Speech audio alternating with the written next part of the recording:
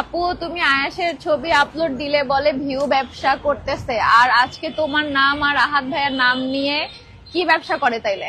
আপু আমার আর আহাদের নাম নিয়ে সারা জীবনই ব্যবসা করতে হবে, এটা আমি শুরুতেই বলছি যে তিশার নাম নিয়েই চলতে হবে। তো এই বিষয়ে আমি কিছু বলতে চাই না। আমরা অনেক সুন্দর পরিবেশে আছি, থার্ড পারসনের কথা না বলি। আমাদের পেজে আপডেট আসবে থাকে না, বাট বিভিন্ন পরিস্থিতিতে আমাকে এভাবে পাথর করে দিছে। এখন লাইক আমার কোনো কিছু গায়ে লাগে না, আমি পাথর হয়ে গেছি।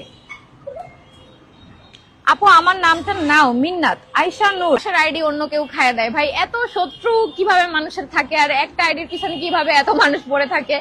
তো এই জন্য নতুন প্রতিদিন একই নাটক, মানে একই নাটক দুদিন পর। ভাই আর কি কারো আইডি যায় না? কেউ তো আয়শা এইভাবে নাটক করে না। আমাদের তো টিয়া পেজ সবগুলো, যেন আমার 16টা পেজে মনিটাইজেশন বন্ধ ছিল। তোমার সাথে কথা বলতে চাই, প্রতিদিন কথা হয়। আমার সন্তান অবশ্যই আবার দেখা করবো, আবার ঢাকায় আসলে আবার দেখা করবো। কথায় কান দেও না, ঠিক আছে? এই যে এত কথা বলে যে আমি আয়াসের ছবি দিয়ে ভাইরাল হয়, আয়াসের জন্ম কে দিছে? আমার হাজবেন্ড, আমি তার রানিং ওয়াইফ, আমি বলতেই পারি।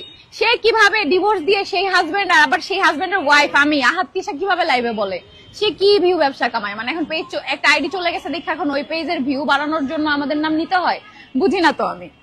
যাই হোক, আমার মেয়ে আর আলিশা দেখতে প্রায় এক। মাশাআল্লাহ, সবার জন্য, সব বাবুদের জন্য অনেক অনেক দোয়া। ভাইয়া কি ওই অহংকারী মহিলাকে এখনো আনতে চাই? এটা তো আমাদের আহাদ ভাইয়ের একান্তই ব্যক্তিগত ব্যাপার। সো এই বিষয়ে আমি কি বলবো বলো, এটা তারা জানে, ঠিক আছে? দেখা গেল গোপনে গোপনে তারা এখনো কথা বলে, আমি কেমনে জানবো? একবার ধরা খাইছে আমার কাছে, আবার ধরা খেলে তো আমি আপলোডই দিয়ে দিব। আমি আপু কে লাইভে কি ভাষা করছে ওগুলো আমাদের বললো না আপু। যে যে এরকম সে তো লাইভে সেরকম ভাষাই করবে, এটাই স্বাভাবিক। দুজনে যে ড্রেস দুইটা পরছে সেটা দেখো। হ্যাঁ, এটা বলেন। জাস্ট নাও তোমার ব্লগ দেখতেছিলাম, এত দেরি করে কেন? সেই সকাল 10টায়